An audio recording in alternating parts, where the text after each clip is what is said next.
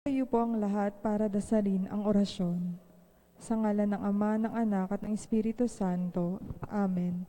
Ang anghel ng Panginoon ay nagbalita kay Santa Maria at siya'y naglihila lang ng Espiritu Santo. Aba, Ginoong Maria, napupuno ka ng grasya, ang Panginoong Diyos ay sumasa iyo. Bukod kang pinagpala sa babaing lahat at pinagpala naman ang iyong anak na si Jesus. Santa Santa Maria, Maria, Ina ng Diyos, ipanalangin mo kaming mga makasalanan, ngayon at kung kami mamamatay. Amen. narito ang alipin ng Panginoon. Maganap nawa sa akin ayon sa wika mo. Aba, Ginoong Maria, napupuno ka ng grasya, ang Panginoong Diyos ay sumasa iyo. Bukod kang pinagpala sa babaing lahat at pinagpala naman ang iyong anak na si Jesus. Santa Maria, Ina ng Diyos, ipanalangin mo kaming mga makasalanan, ngayon at kung kami mamamatay. Amen. At ang Verbo ay nagkatawang tao. At nakipamuhay sa atin. Aba, Ginoong Maria, napupuno ka ng grasya, ang Panginoong Diyos ay sumasa iyo. Bukod kang pinagpala sa babaing lahat at pinagpala naman ang iyong anak na si Jesus. Santa Maria, Ina ng Diyos, ipanalangin mo kaming mga makasalanan, ngayon at kung kami mamamatay. Amen. Ipanalangin mo kami, O Santang Ina ng Diyos, Nang kami maging dapat makinabang sa mga pangako ni Kristo. manalangin tayo.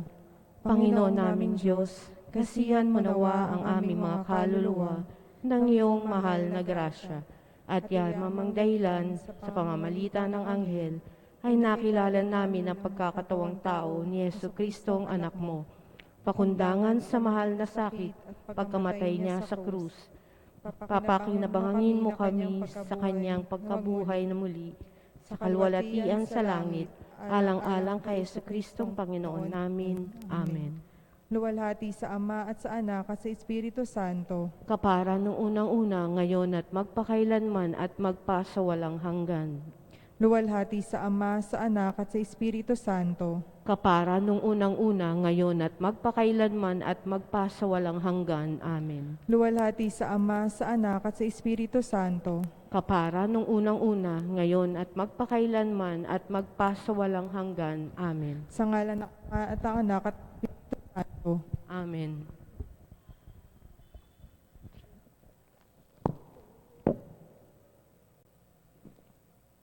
Magandang gabi mga kapatid. Tayo po ay nasa ika-28 linggo sa karaniwang panahon. Ang mamumuno po sa ating misa ngayon ay si Reverend Father Benny Tuazon. Kapag iyong tinandaan lahat ng aming pagsuway, kami kaya ay tatagal, kaya't ika'y mapagbigay at mawaing may kapal.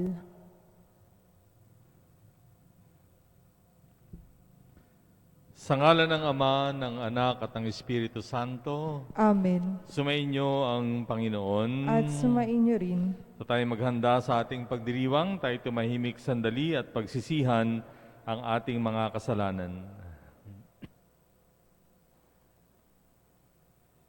Inaamin ko sa makapangyarihang Diyos at sa inyo mga kapatid, na lubha akong nagkasala sa isip, sa salita at sa gawa, at sa aking pagkukulang.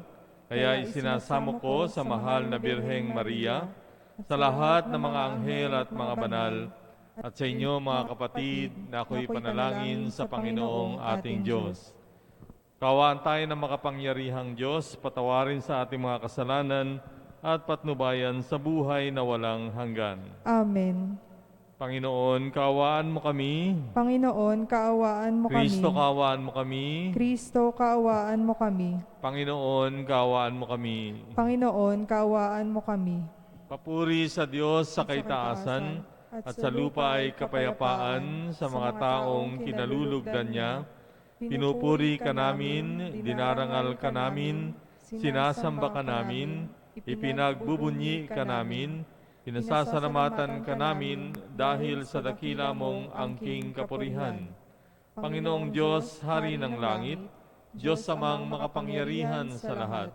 Panginoong Jesucristo, bugtong na anak. Panginoong Diyos, Kordero ng Diyos, anak ng Ama. Ikaw na nag-aalis ng mga kasalanan ng sanlibutan, maawa ka sa amin. Ikaw na nag-aalis ng mga kasalanan ng sanlibutan, tanggapin mo ang aming kahilingan. Ikaw na naluluklok sa kanan ng Ama, maawa ka sa amin. Sapagkat Ikaw lamang ang banal, Ikaw lamang ang Panginoon, Ikaw lamang o Kristo ang kataas-taasan, kasama ng Espiritu Santo, sa kadakilaan ng Diyos Ama. Amen.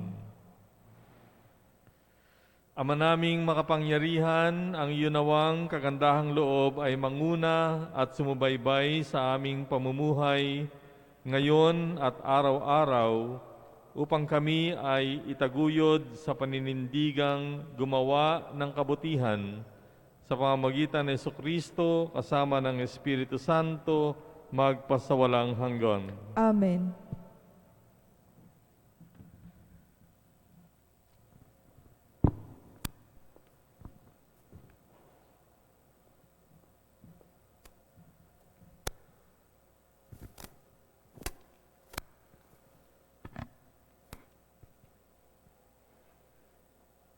Pagbasa mula sa aklat ni Propeta Isaías. Sa bundok ng Siyon, aanyayahan ng Panginoon ang lahat ng bansa. Gagawa siya ng isang piging para sa lahat, ng handay masasarap na pagkain at inumin. Sa bundok ding ito'y papawiin niya ang kalungkutang nagahari sa lahat ng bansa. Lubusan na niyang papawiin ang kamatayan. Papahirin ng Panginoon ang luha ng lahat. Aalisin niya sa kahihiyan ang kanyang bayan. Kung magkagayon, sasabihin ng lahat, siya ang ating Diyos na ating pinagtitiwalaan, ang inaasahan nating magliligtas sa atin. Magalak tayo at ipagdiwang ang kanyang pagliligtas. Iingatan ng Diyos ang bundok na ito. Ang salita ng Diyos. Salamat sa Diyos. Lagi akong mananahan sa bahay ng poong mahal. Lagi akong mananahan sa bahay ng poong mahal. Panginooy aking pastol, hindi ako magkukulang. Ako'y pinahihimlay sa mainam na pastulan, at inaakay niya ako sa tahimik na batisan. Binibigyan niya ako niyong bagong kalakasan. Lagi akong mananahan sa bahay ng poong mahal. At sang-ayon sa pangako na kanyang binitawan, sa matuwid na landasi, doon ako inaakay.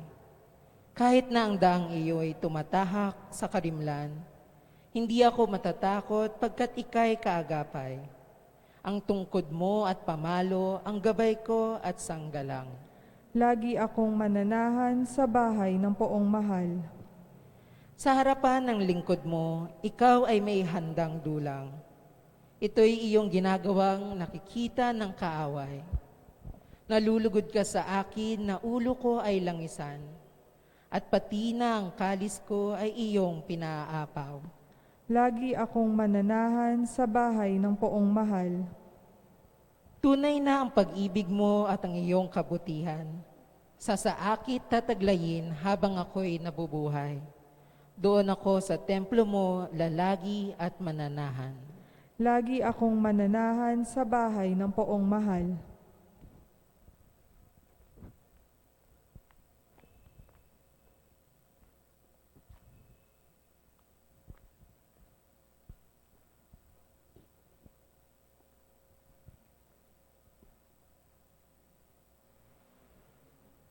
Pagbasa mula sa sulat ni Apostol San Pablo sa mga taga-Filipos.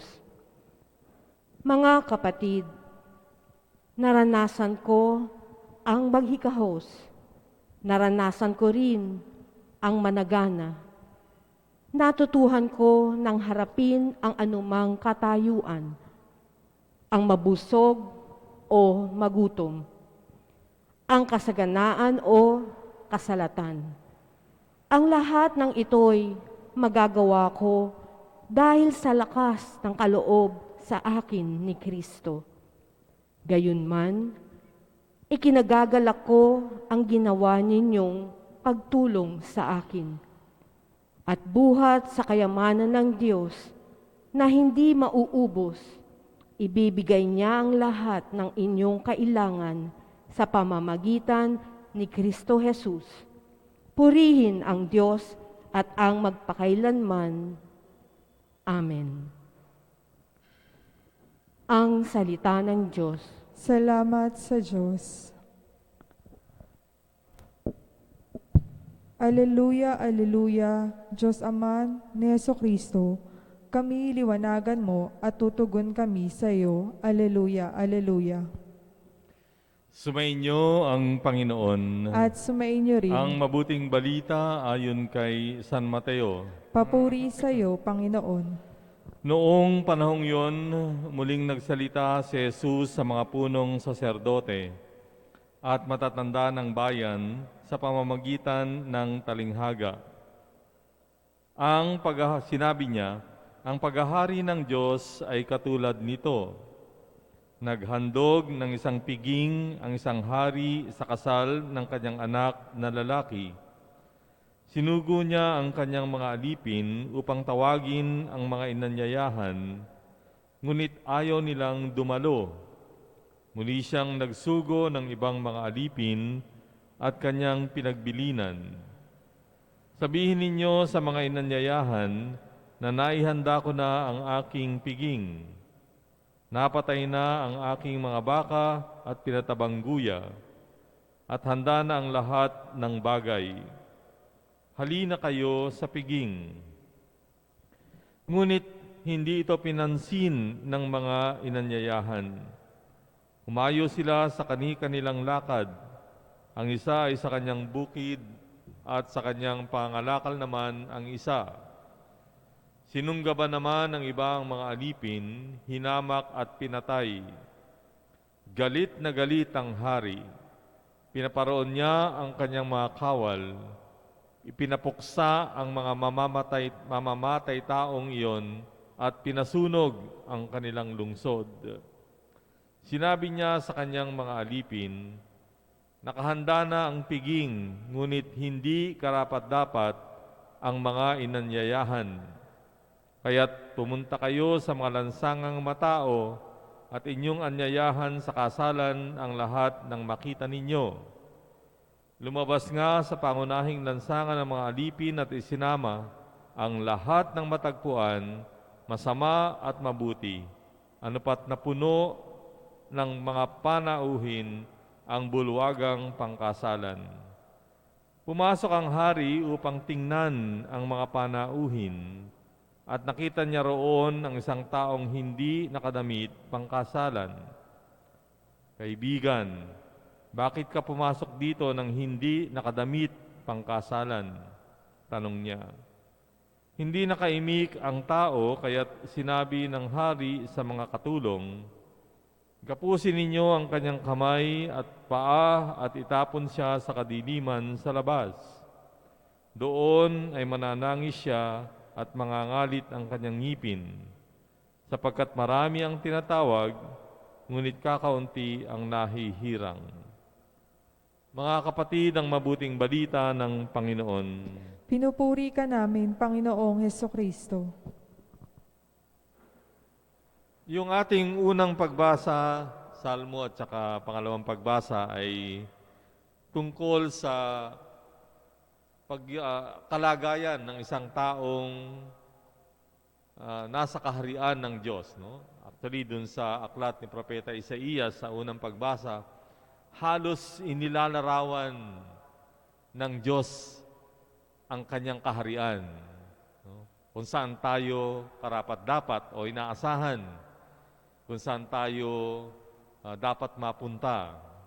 At ang isa sa pinakamahalagang sinabi doon ay na yung ating mga luha, no, ay papahirin. Bukod sa sagana ang makakain, tayo'y ipapagsanggalang sa lahat ng panganib. No? In other words, ito yung pinapangarap na kalagayan ng isang tao. Walang alalahanin. At siya ay sagana sa lahat ng bagay. At isa nga yan, di ba, sa ayaw nating karanasan dito sa lupa. No?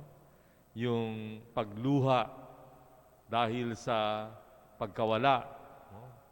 Yung may sakit, mga pag-aaway, at lalong-lalo na pagka may namatay. So that's the picture that the prophet Isaiah was giving the people of Israel. Doon naman sa ating pangalawang pagbasa, si San Pablo naman ay nakikipag-usap sa mga taga-Pilipo. Alam niyo itong letter to the Philippians, no? This was the time when Paul was about to die. And so if you're going to read, no, kung babasahin niyo itong letter to the Philippians, mararamdaman niyo dun yung lungkot.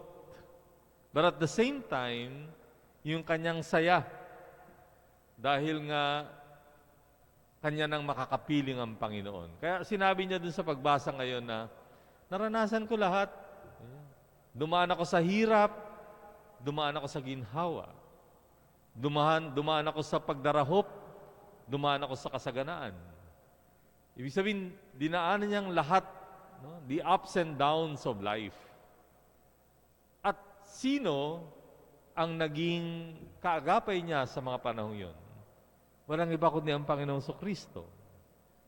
It means that, kung kapiling natin ang Panginoon, whether it's up or down, we're always confident. We're always good. Dahil nakakayanan natin ang lahat ng hamon ng pagiging naghihirap, dumaraan sa hirap, at nakakaya nating maranasan ang mga bagay na nakakapalubag ng loob. Again, if you will think about it, it's already an attempt to describe how it is with God, how it is with the kingdom or in the kingdom. And dun sa ating pagbasa sa Ebanghelyo, ang sinasabi, we're being invited to this. Dito tayo iniimbita ng Diyos. At ang magandang balita, lahat iniimbita. Wala sa atin na iniitsipwera. We are all invited. In fact, lahat tayo ay dapat nandun. Kasi nga, nanggaling tayong lahat sa Diyos at dapat lang na tayong lahat ay bumalik sa Diyos. Kaya lang, dun sa talinghaga na ibinigay ng Panginoon, merong mga tumanggi. There are those who rejected the invitation. Mahalaga pa sa kanila yung kanilang pangangalakal, mahalaga pa sa kanila yung mga ibang parte ng buhay nila. It is true, di ba? Ngayon, naipagpapalit natin minsan ang ating pananampalataya sa kayamanan. Naipagpapalit natin ang ating pananampalataya, ang relasyon sa Diyos, sa kapangyarihan o anumang mga bagay na nagdadala sa atin sa kaginhawahan sa mundo. Which is really sad, no? Kaya nga lagi kong naalala yung rich young man, no? Itong naghahangad ng eternal life, pumunta siya kay Jesus, I want to have eternal life. Ang yaman-yaman. Sabi ni Jesus, ipagbili mo yung yaman mo, sumunod ka sa akin. Why? Because his riches cannot bring him to eternal life. Who can bring him to eternal life is the Lord. And that's why he has to follow the Lord. Alam naman natin yung istorya. Sa sobrang yaman niya, hindi niya mabitawan, binitawan niya ang Panginoon. Umalis. Sabi dun sa Ebanghelyo, he went away sad. And I'm sure the Lord was also sad for him. It is saddening, at totoo ito, no? Sa marami sa atin, na mas minamahal natin ang mundo kesa sa ating Panginoon na magdadala sa atin sa Kanyang kaharian o sa langit. And so, yun yung challenge sa atin.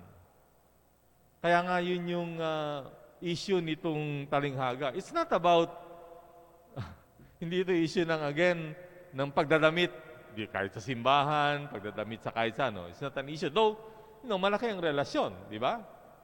We are required And it's good to be dressed for the occasion, di ba? Alam ka naman, mag-swimming ka, nakatrahe ka, di ba? Wala namang nag-swimming na nakatrahe, di ba? O kaya attend ka ng formal party pero naka-bikini ka. O ikaw ay magsisimba pero naka-sports get up ka. O magbabasketball ka pero naka-balat ka, di ba? Kahit naman tayo, meron tayong norms. Di ba? For every occasion, there's a certain kind of dressing. And we follow it. Why? Because it's what's required. Otherwise, may hirapan tayo. Otherwise, hindi tayo in o hindi tayo accepted. At hindi tayo pwedeng pumasok. Ganon din, no? Pag pinag-uusapan ng kaharian, meron tong kinakailangang kalooban. May kinakailangang kalagayan ng kaluluwa. And if we are not in that state, no, wala tayo sa ganong kalagayan, gustuhin man ng Diyos, no? Gustuhin man ng Diyos na nandun tayo sa loob, hindi pwede. Para itong no? Parang langis at tubig. Yeah? Yun, di ba, yung langis at tubig, paghaluin mo, kahit na anong halo mo, haluin mo man yan ng 2 taon, 3 taon, 10 taon, di magsasama. Kasi nga, langis ay langis at tubig ay tubig. Kabanalan ay kabanalan, at ang kasalanan ay kasalanan. Huwag nating lokohin yung sarili natin, no? Which some people are trying to do.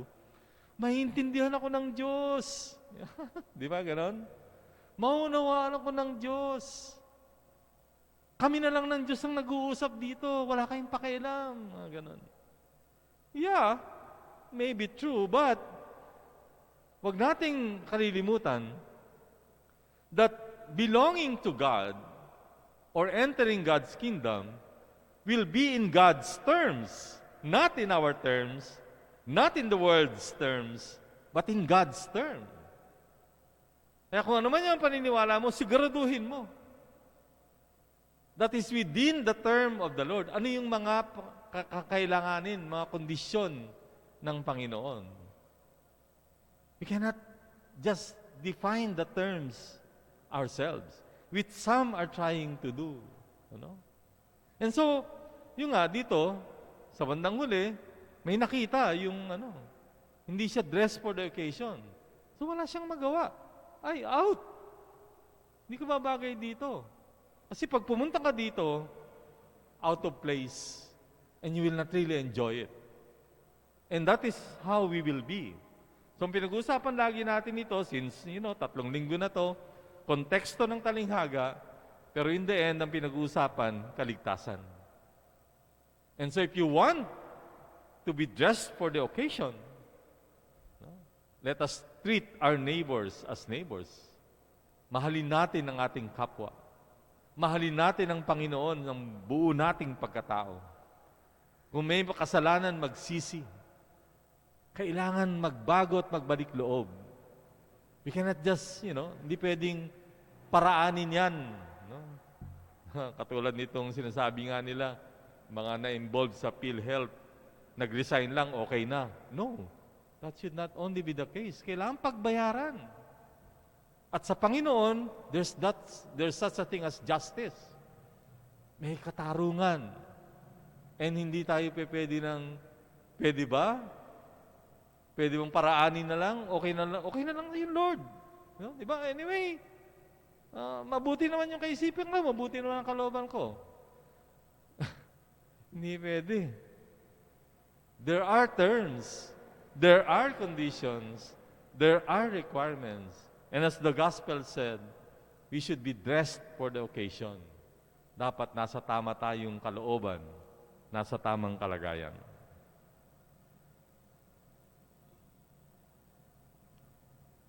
So let us, tayo ngayon ay magpahayag ng ating pananampalataya. Sumasampalataya ako sa Diyos amang makapangyarihan sa lahat, na may gawa ng langit at lupa.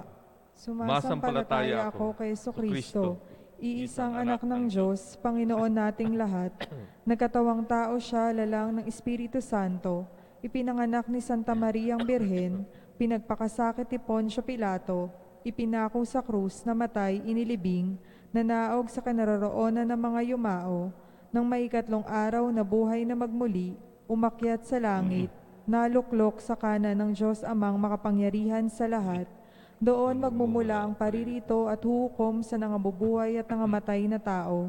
Sumasampalataya naman ako sa Diyos Espiritu Santo, sa banal na simbahang katolika, sa kasamahan ng mga banal, sa kapatawaran ng mga kasalanan, sa pagkabuhay na muli na nangamatay na tao, at sa buhay na walang hanggan. Amen.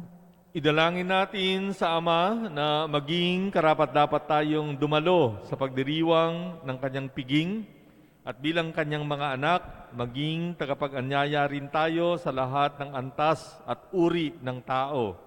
Buong pagtitiwala nating sambitin, Panginoon, biyayaan mo ang iyong sambayanan. Panginoon, biyayaan mo ang iyong sambayanan.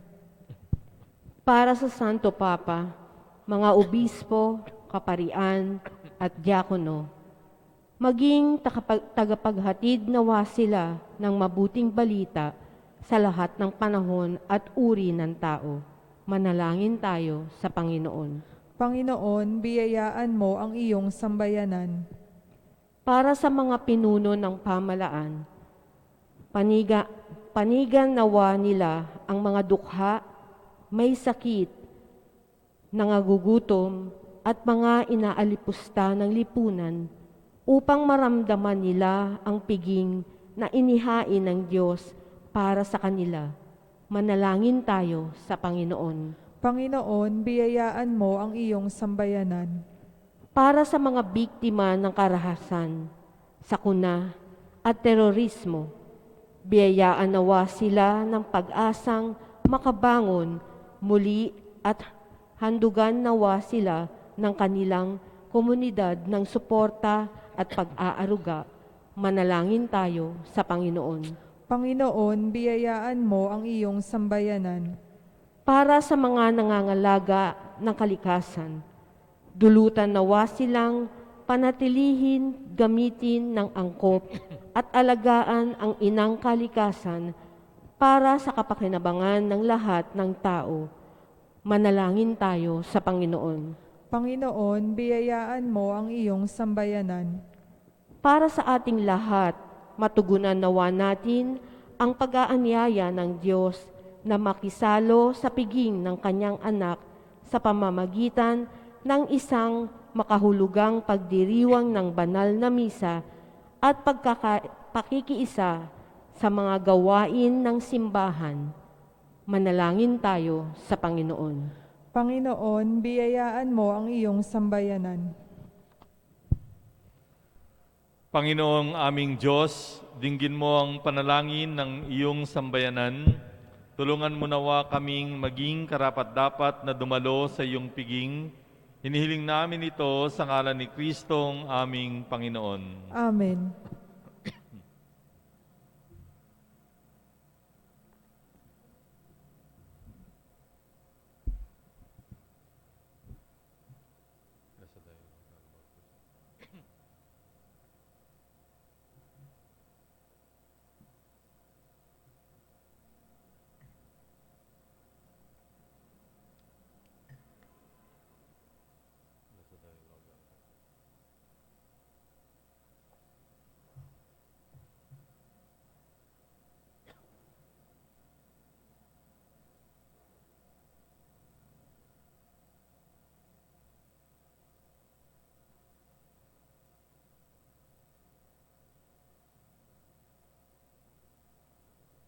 Manalangin kayo, mga kapatid, upang itong ating paghahain ay kalugdan ng Diyos Amang makapangyarihan. Tanggapin nawa ng Panginoon itong paghahain sa iyong mga kamay, sa kapurihan niya at karangalan, sa ating kapakinabangan at sa buong sambayanan niyang banal. Ama naming lumikha, tanggapin mo ang aming mga panalangin na sumasaliw sa aming paghahain upang sa ginaganap naming pagdiriwang kami ay makatawid sa kalwalatian sa pamamagitan ni Jesucristo, kasama ng Espiritu Santo, magpasawalang hanggan. Amen. Sumainyo ang Panginoon. At sumainyo Taas sa rin, Diyos ang inyong puso at diwa. itinaas na namin sa Pasalamatan Panginoon, natin ang Panginoong ating Diyos. marapat na siya'y pasalamatan. Ama naming makapangyarihan, tunay nga na marapat na ikaw ay aming pasalamatan kahit na ikaw ay pinagtaksilan ng sangkatauhan, ikaw ay patuloy pa rin sa iyong pagmamahal. Ikaw na ang nagpuno sa aming pagkukulang, ikaw pa rin ang nagsugo ng tutubos sa tanan. Ang sugo mong anak na naging di na iba sa amin, bagamat din niya tinularan ang aming pagkamasuwayin. Niloob mo ito upang iyong mamalas sa aming pagkatao ang giliw mong anak, at kami ay tunghayan mong may pag-ibig na tulad ng pagtatangi mo sa kanya ng higit sa lahat. Ang katapatan niya sa iyo ay walang maliw, ay nagpapanumbalik na muli sa amin ng iyong kasiyahan at ng iyong pagtingin na aming iwinaksinong ikaw ay aming suwayin. Kaya kaisa ng mga anghel na nagsisiawit ng papuri sa iyo ng walang humpay sa kalangitan, kami nagbubunyi sa iyong kadakilaan. Santo, Santo, Santo, Panginoong Diyos na makapangyarihan, napupuno ang langit at lupa ng kaluwalhatian mo, hosana sa kaitaasan. Pinagpalang na paririto sa ngalan ng Panginoon, hosana sa kaitaasan. Ama naming banal, ikaw ang bukal ng tanang kabanalan, kaya't sa pamamagitan ng iyong Espiritu, gawin mong banal ang mga kaloob na ito upang para sa amin ay maging katawan at dugo ng aming Panginoong Hesukristo.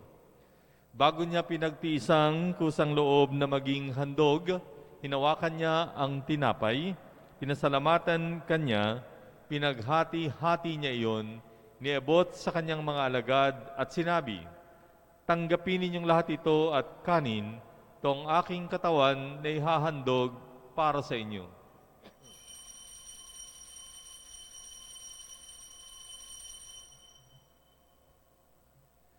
Gayun din naman, nung matapos ang hapunan, hinawakan niya ang kalis, muli kanyang pinasalamatan, iniabot ang kalis sa kanyang mga alagad at sinabi, "Tanggapin ninyong lahat ito at inumin.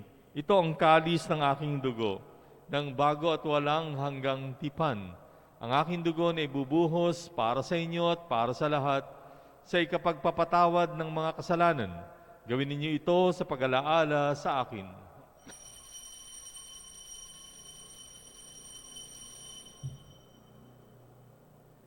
Pagbunyi natin ang misteryo ng pananampalataya. Si Kristo'y namatay, si Kristo'y nabuhay, si Kristo'y babalik sa wakas ng panahon. Ama, ginagawa namin ngayon ang pag-alaala sa pagkamatay at muling pagkabuhay ng iyong anak. Kaya't iniaalay namin sa iyo ang tinapay na nagbibigay buhay at ang kalis na nagkakaloob ng kaligtasan. Kami ay nagpapasalamat dahil kami ay iyong minarapat na tumayo sa harap mo para maglingkod sa iyo. Isinasamo namin kaming magsasalo-salo sa katawan at dugo ni Kristo ay mabuklod sa pagkakaisa sa pamamagitan ng Espiritu Santo. Amalingapin mo ang iyong simbahang laganap sa buong daigdig. Puspusin mo kami sa pag-ibig. Kaysa ni Francisco na aming Papa, ni Broderick na aming tagapangasiwa at ng Tanang Kaparian. Alalahanin mo rin ang mga kapatid naming nahimlay nang may pag-asa na sila'y muling mabubuhay, gayon din ang lahat ng mga pumanaw. Kaawaan mo sila at patuloyin sa iyong kaliwanagan. Kaawaan mo at pagindapatin kaming lahat na makasalo sa iyong buhay na walang wakas, kaysa ng mahal na Birheng Maria na Ina ng Diyos, ni San Jose na kanyang esposo, kaysa ng mga apostol at ng lahat ng mga banal na namuhay dito sa daigdig ng kalugod-lugod sa iyo. May pagdiwang nawa namin ang pagpupuri sa ikararangal mo sa pamamagitan ng iyong anak na aming Panginoong Hesukristo. Sa pamamagitan ni Kristo, kasama niya at sa Kanya, ang lahat ng parangal at papuri sa iyo, Diyos samang makapangyarihan, kasama ng Espiritu Santo, magpasawalang hanggan. Amen. sa tagubilin ng mga nakagagaling na utos at turo ni Jesus na Panginoon natin at Diyos, pahayag natin ang lakas loob. Ama namin, sumasalangit ka, sambahin ang ngalan mo, mapasa amin ang kaharian mo, sundin ang loob mo dito sa lupa para nang sa langit. Bigyan mo kami ngayon ng aming kakanin sa araw-araw, at patawarin mo kami sa aming mga sala, para ng pagpapatawad namin sa nagkakasala sa amin. Huwag mo kaming paintulot sa tukso, at iadya mo kami sa lahat ng masama. Hinihiling namin na kami ay iadya sa lahat ng masama, pagkalooban ng kapayapaan araw-araw, iligtas sa kasalanan, ilayo sa lahat ng kapahamakan, samantalang aming pinananabikan ang dakilang araw ng pagpapahayag ng tagapagligtas naming si Jesucristo. Sapagkat iyo ang kaharian at ang kapangyarihan at ang kapurihan magpakailanman. Amen. Panginoong Jesucristo, sinabi mo sa iyong mga apostol, kapayapaan ang iniiwan ko sa inyo, ang aking kapayapaan ang binibigay ko sa inyo. Tunghayan mo ang aming pananampalataya at huwag ang aming pagkakasala. Pagkalooban mo kami ng kapayapaan at pagkakaisa ayon sa iyong kalooban, kasama ng Espiritu Santo magpasawalang hanggan. Amen. At ang kapayapaan ng Panginoon ay sumainyong lahat. At sumainyo rin. Bigayan kayo ng kapayapaan sa isa't isa. Kordero ng Diyos na nag-aalis ng mga kasalanan ng sanlibutan, maawa ka sa amin. Kordero ng Diyos na nag-aalis ng mga kasalanan ng sanlibutan, maawa ka sa amin. Kordero ng Diyos na nag-aalis ng mga kasalanan ng sanlibutan, ipagkaloob mo sa amin ang kapayapaan. Mga kapatid, narito ang ating Panginoong Jesucristo, ang kordero ng Diyos na nag-aalis ng mga kasalanan ng sanlibutan. Mapapalad ang mga inanyayahan sa kanyang piging. Panginoon, hindi ako karapat-dapat na magpatuloy sa iyo, ngunit sa isang salita mo lamang ay gagaling na ako.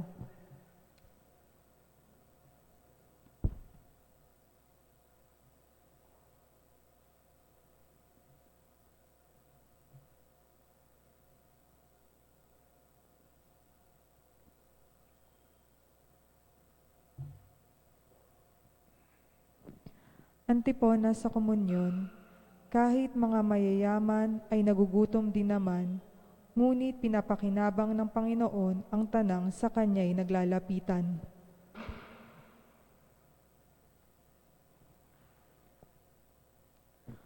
Komunyon espiritual, aking Jesus, nananalig akong ikaw ay nananahan sa pinakabanal na sakramento.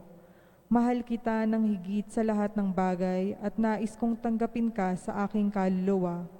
Subalit sa sandaling ito, ikaw ay hindi ko matatanggap sa banal na komunyon. Naway tanggapin kita ng espiritual sa aking pagnanais na ito at pumasok sa aking puso. Niyayakap kita na parang naririto sa akin at pinagkakaisa ko ang sarili sa iyo. Huwag hayaang mawalay ako sa iyo. Amen.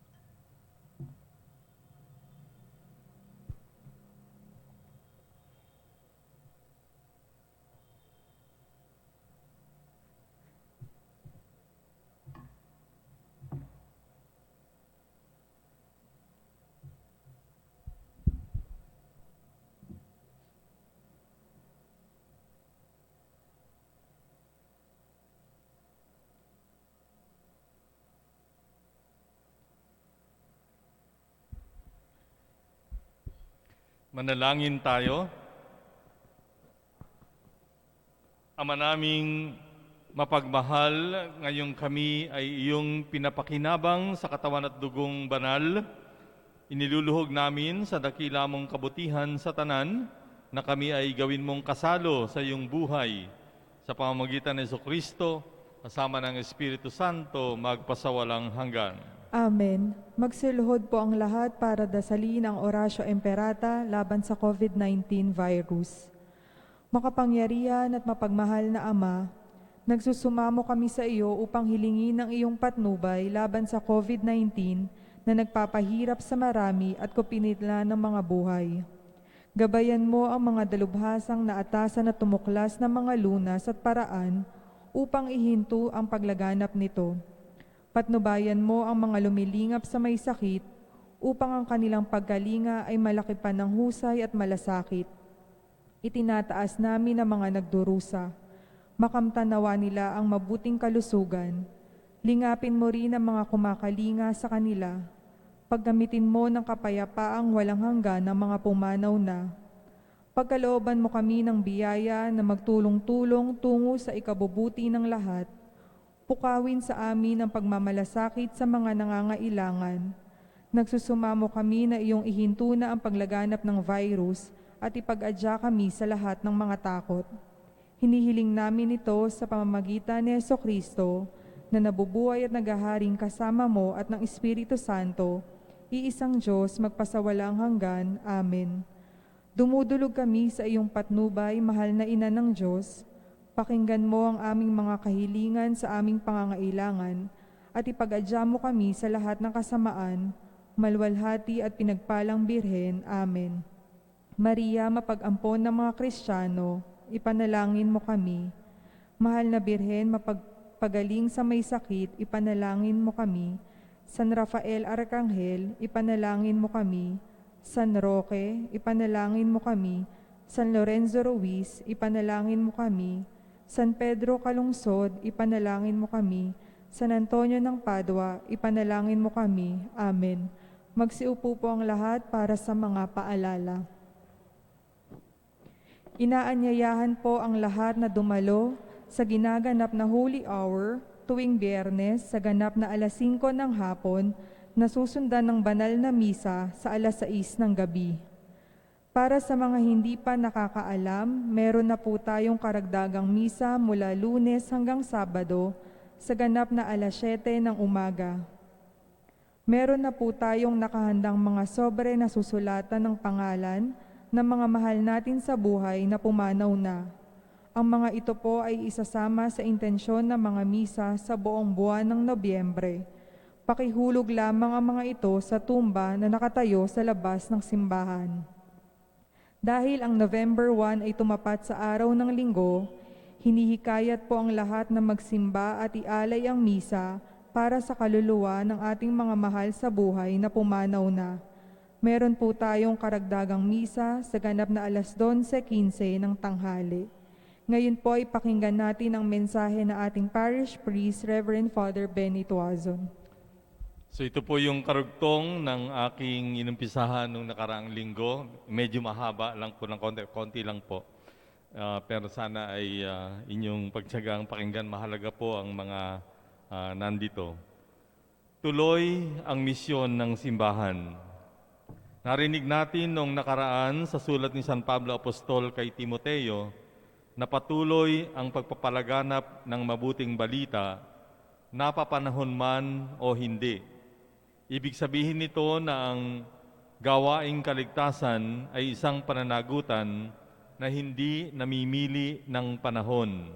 Kahit ang pandemya na ating dinaranas ngayon ay hindi sapat na dahilan. Subalit pananagutan din nating pangalagaan ang ating sarili ayon sa itinakda ng mga eksperto at ng pamahalaan. Ang hamon ng panahon ngayon, bagamat malayo, ay maaari nating ihalintulad sa panahon ng mga martir. Humarap sila sa kalagayan ng pagpapahayag ng kanilang pananampalataya ay maaaring maging kahulugan ng kanilang kamatayan. Hindi naging hadlang ang panganib sa kanilang buhay. Tuloy ang misyon ng simbahan. Higit na mahalaga sa kanila ang itaguyod ang bilin ng Panginoon na ipahayag ang mabuting balita, ipaglaban ang kanilang pananampalataya at tugunan ang pangangailangan kaligtasan ng mga nilalang. Tuloy ang misyon ng simbahan. Akin ding iniulat na hindi tumigil ang ating parokya sa pangunguna ng mga kaparian at tulong ng mga lingkod sa pagtugon sa mga gawaing pagliligtas. Tuloy ang mga misa kahit live stream hanggang pahintulutan na ang public mass kahit limitado lamang ang maaaring dumalo. Dinalaw namin ang mga may sakit para mapahiran ng Santo Olyo, nagbasbas ng mga namatay, kumpisalan, binyag, kasal, debosyon at mga counseling. Naging kasangkot din tayo sa mga pagbibigay ng ayuda ng mga may mabuting kalooban at mismo ang ating parokya ay nagbigay ng mga pagkain sa ating mga frontliners. Natigil man ang pagdaraos ng ating feeding program, napakinabangan pa rin ito ng mga bata dahil natanggap nila ang kas ang sana ay gastusin sa pagpapakain sa kanila. Tuloy ang misyon ng simbahan. Mahalaga ring lalahanin natin na itinanggal na natin ang aransel, inalis na natin ang pagtatakda ng bayad sa mga sakramento upang mawala na ang kaisipan na nabibili o binabayaran ang mga sakramento. Ang kaligtasan na dulot ng mga sakramento ay ginagawad sa lahat ng ibig tumanggap nito ng walang kabayaran.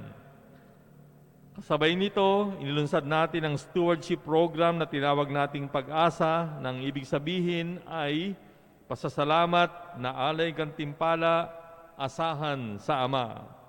Pinapaalala natin sa bawat isa na ang Diyos ang may-ari ng lahat at anumang mayroon tayo ay nakamit ay ating dapat na pangasiwaan ayon sa Kanyang kalooban. At ang rurok ng ating mabuting pangangasiwa ay pagbungahin ang pinagkatiwala at mag-alay ng pasasalamat sa nagtiwala. Sa makatwid, hindi ang Diyos o simbahan ang may utang na loob sa atin, kundi tayo na pinagkatiwalaan. Tuloy ang misyon ng simbahan. Ayon sa Ebanghelyo ni San Marcos, chapter 16, at sinabi ni Jesus sa kanila, "Humayo kayo sa buong sanlibutan at ipangaral ninyo ang mabuting balita. Ang sumampalataya at mabautismuhan ay maliligtas, ngunit ang hindi sumampalataya ay parurusahan." Ang kaligtasan ang isa sa pinakamahalagang kaloob sa atin ng Panginoon. Minabuti rin ng Panginoon na makibahagi at makatulong tayo sa katuparan nito sa lahat. Ang mga biyayang natanggap natin sa Kanya ay pananagutan nating gamitin at ialay para sa kaligtasan ng Kanyang kalooban. Kahit ang Panginoong Kristo noong Siya ay nabubuhay at nangangaral ay umasa sa tulong ng mga disipulo, lalong-lalo na ang mga kababaihan. Ayon ito kay San Lucas chapter 8, hindi nalaunan, nilibot ni Jesus ang mga bayan at nayon, nangaral siya at nagtuturo ng mabuting balita tungkol sa paghahari ng Diyos. Kasama niya ang 12 at ilang babaeng pinagaling niya sa masasamang espiritu at mga karamdaman. Si Maria na tinatawag na Magdalena, si Juan ang asawa ni Kusa, na katiwala ni Herodes, at si Susana at marami pang iba. Ang ari-arian nila ang itinustos nila sa pangangailangan ni Jesus at ng Kanyang mga alagad. Tuloy ang misyon ng simbahan. Kaya't upang magampanan natin ang utos ng Panginoon ay taguyod ng gawaing pagliligtas, inilunsad natin ang 2M, 4M. Layunin nito na makakalap ng 2 milyong piso sa loob ng 4 na buwan from October 18, sa isang linggo po yun, 2020 hanggang February 14, 2021. Para sa 3 layunin.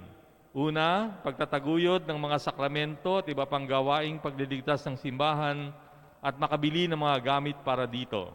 Pangalawa, masustentuhan ang maintenance ng simbahan, kumbento at opisina tulad ng sweldo, sa mga kawani, bayad sa kuryente, tubig, telepono, pagkain at iba pa. At pangatlo, makapagkawang gawa tayo sa mga nangangailangan sa ating parokya. Yung itong 2M, 4M ay tulad din ng 5 plus 5 equals 5 natin. Magpapasya tayo ng halaga na bukal sa kalooban nating ialay kada buwan sa loob ng 4 na buwan. So 4 months lang po, hindi ito habang buhay. Tingnan lamang ang talaan ng mga mungkahing halaga sa ating leaflets na I hope ay binigay sa inyo. Mungkahin namin na mag-accomplish kayo ng pledge form upang formal ninyong maipahayag ang inyong pakikisa sa programang ito. Tuloy ang misyon ng simbahan. Marami at malaki ang ating magagawa kung tayo ay sama-sama. Napatunayan na natin ito noong nakaraan. Subok na rin ito ng mga iba pang naniwala sa bisa at lakas ng pagkakaisa. Mensahe ito ng ating kaugalang Pilipinong tinatawag na bayanihan. Yan din ang pinanghahawakan ng pondo ng Pinoy. Ang piso kapag pinagsama-sama ay kayang umabot ng milyon upang makatulong sa maraming may hirap. Wala ito sa laki o liit ng halagang alay. Ang mahalaga, bukal sa kalooban, tumatanaw ng utang na loob sa Diyos at hangad ng kaligtasan ng kapwa. Tuloy ang misyon ng simbahan. Ayon kay San Lucas, Luke 21, sabi niya, nang tumingin si Jesus, nakita niya ang mayayamang naguhulog ng kanilang kaloob sa lalagyan nito sa templo. Nakita rin niya ang dukhang babaeng balo na naghulog ng 2 kusing. Ang wika ni Jesus, sinasabi ko sa inyo, ang dukhang balong iyon ang naghulog ng higit kaysa kanilang lahat, sapagkat bahagi lang ng di na nila kailangan ng kanilang pinagkaloob, ngunit ibinigay ng balong iyon na dukhang-dukha ang buo niyang ikabubuhay. Nakikita ng Diyos hindi ang alay natin kundi ang ating puso at kalooban sa pagbibigay.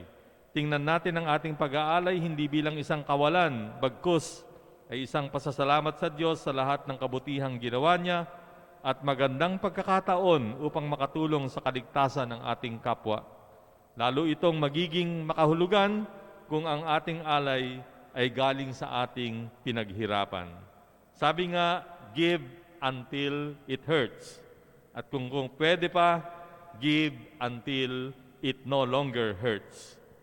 Tuloy ang misyon ng simbahan. So finally, napapanahon ang kalalabas lamang na encyclical ni Pope Francis na Fratelli Tutti, all brothers o lahat tayo ay magkakapatid. Hinihikayat niya ang buong sangkatauhan na magturingan bilang magkakapatid. Huwag lamang nating tanungin ang ating sarili kung sino ang ating kapwa, kundi paano tayo magiging kapwa sa bawat isa. Hindi tayo naghihintay ng malaking pagkakataon para makatulong sa kapwang nangangailangan, kundi lagi tayong laan na dumamay sa lahat ng pagkakataon. Katulad ng pagtupad ng Panginoong Hesus sa Ama na walang nawala sa pinagkatiwala sa Kanya, hangarin din natin na lahat ng nagnanais maligtas sa pamamagitan ng mga sakramento at gawain ng simbahan ay makatanggap nito. Hinihingi ng Diyos ang iyong pakikiisa sa layuning ito dahil tuloy ang misyon ng simbahan. Salamat po sa inyong pakikinig. Magsitayo na po tayo. Sumainyo ang Panginoon. At sumainyo Palain rin. kayo ng makapangyarihang Diyos Ama, Anak at Espiritu Santo. Amen. O sa ating pagdiriwang, humayo kayo sa kapayapaan ni Kristo. Salamat sa Diyos.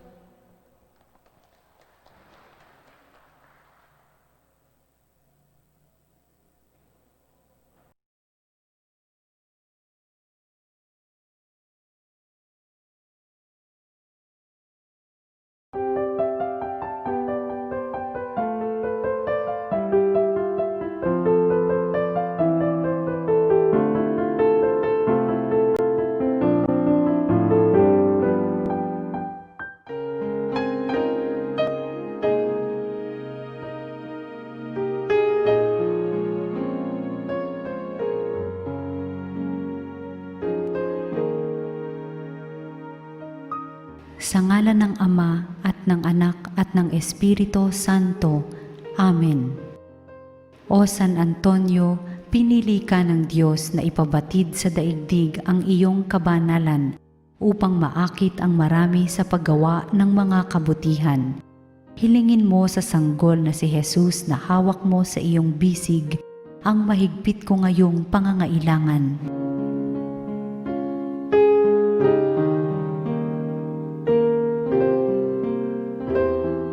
Samahan mo ako sa aking panalangin sapagkat ang dasal ng isang banal na kagaya mo ay dinirinig ng Diyos.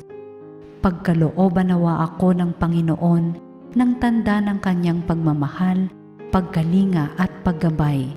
Sa tulong mo, naway ipagkaloob niya sa akin ang kaganapan ng buhay at ang pag-ibig na walang hanggan. Amen.